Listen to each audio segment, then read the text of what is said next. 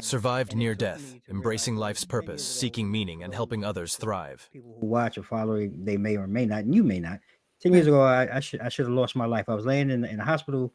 I was rushed to the emergency room. I had lost Yeah. 60 pounds in less than 2 weeks. Wow. Basically, long story short, I was walking with pneumonia. My left lung was basically 99% full. Doctors Wow. called me that morning. They rushed me.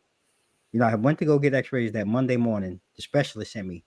Mhm. Literally, it took me 20 minutes to come back from the hospital. They called and said, hey, we need you back ASAP. They Wow. rushed me in. And all I remember the doctor saying is, hey, we're going to pray that we don't have to scrape your lung. And I'm looking at him like, what are you talking about? But at this time, though, I'm starting to cough. And you could smell death now. It was to the point where death was coming out of my body. And this milky white substance, I was coughing this up. And Wow. as they roll me in, and he's looking at me like, you ready? And I'm like, well, I really have no choice at this point. Yeah. He goes, he cuts my chest open, and I'm coughing, and you can there's mucus and it's flying all over the place. They hit a button. All of these doctors come in, they're trying to clean it up, and he's trying to find the biggest tube. The tubes that they had in the room were not big enough. They went and found the biggest tube that they can find. They put it in my chest. I'm in the hospital. About 5 days go by, and I had CDC doctors. I had every type of specialist that I've never heard of Right. in my life before. And they're going around the clock. After the 5th day, I'm sitting there, and the doctor comes in, and my wife and my daughter are sitting there. And he says to my wife, he says, look, we don't know what else to do because everything that we're doing is not working.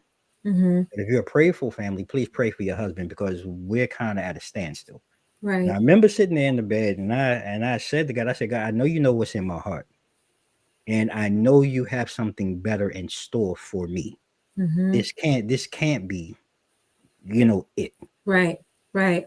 2 days later, medicines and things that were starting to kick in. My liver and everything was shutting down. My kidney was so things, my functions. I was on my deathbed, literally. I was skin and bones.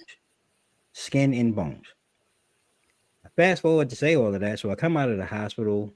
It's about 10 days later. I come out. And to this day, I still smell grass as fresh as the dew on the grass every morning.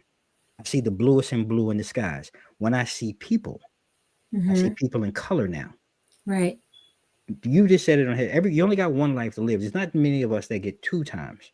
Right. But here I am